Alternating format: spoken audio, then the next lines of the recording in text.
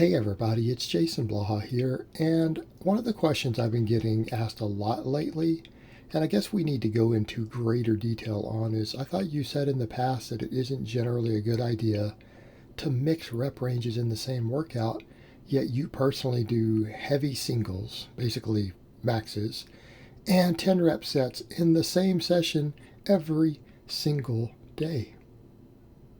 You know, you're right, I did say that in the past. And why did I say that in the past? I said that because I was repeating what some of the top experts in the field of hypertrophy had been saying. Okay, let me make that clear. I was repeating what I believed was good information coming from top experts. Now, there's two problems with that mindset. Number one, many of these top experts who are saying this, how do they make their livings? A lot of them are making their livings selling periodization programs. Okay?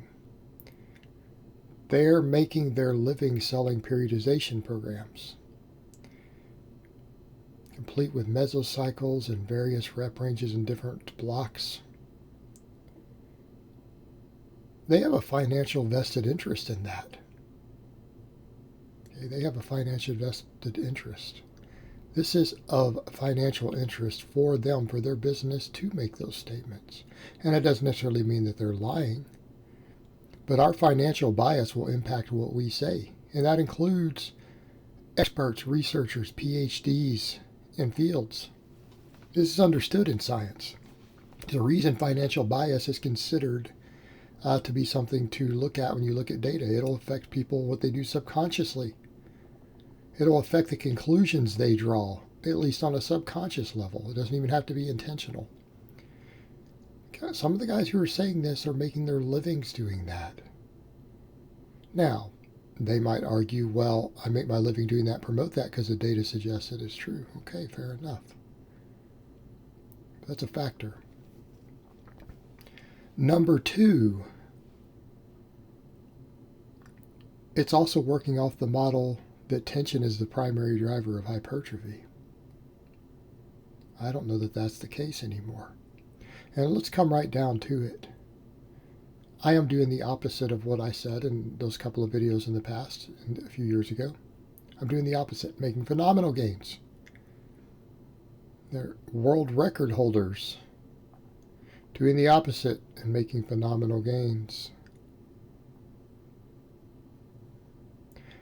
Now we have a problem.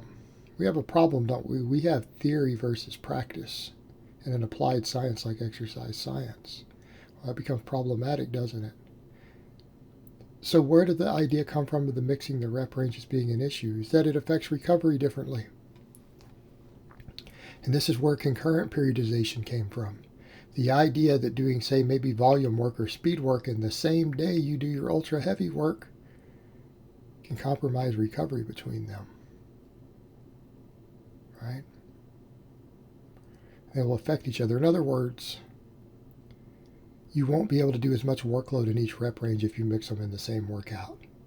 And then you're mixing training stimulus, and then they take longer to recover from.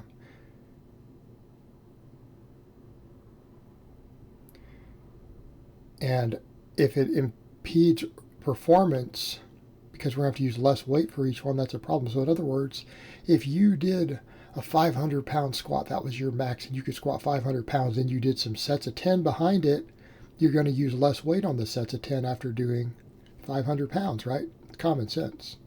You guys see me do the 10s all the time. Do you think these are my 10 rep maxes? No, I do a max first. To use all the muscles. I'm not going to be able to handle the same weight for 10 reps after doing that.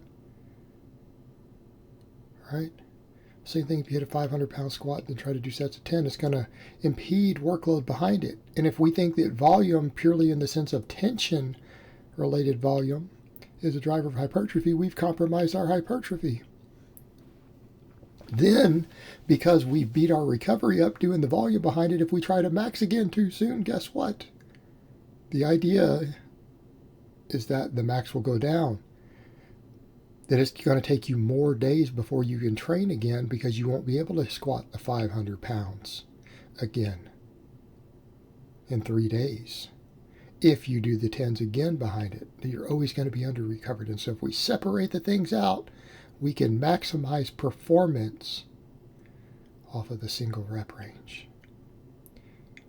But that all works off the idea that the performance on the rep range is what drives adaptation. It's not. It's fatigue. In other words, let's step back and look at it a different way. That's working also on what I think is an outdated model. I think the data is suggesting that hypertrophy itself is derived from training volume and fatigue. Okay, and I'm not saying the tension doesn't matter, but it's the fatigue that matters. I don't like to admit that as a strength guy, but it seems to be the case. So, if I do 5% less weight on my 10s after my heavy single, if tension itself is not the driver, but tension is proof of hypertrophy, and I think that's the case. In other words, the weight that you can handle for a 10 rep max, if it's going up, it's proof that you're growing. It's not the fact that it's going up that's making you grow. It's the fact that your 10 rep max is going up is proof of hypertrophy. And if you did enough limit sets, you're going to grow, and therefore your 10 rep max will go up. It's a question of what came first, the chicken or the egg. I think the strength increase is evidence of hypertrophy, not the cause of it. It's the workload, the volume, the fatigue. And if the strength is going up because you're gaining muscle, you're going to have to increase weight, or you're going to have to increase reps or sets. You're going to have to do those to keep growing. You can't just do the same weight and reps and sets because they're no longer going to create as much fatigue as you get bigger and stronger. Yeah, I think it works that direction.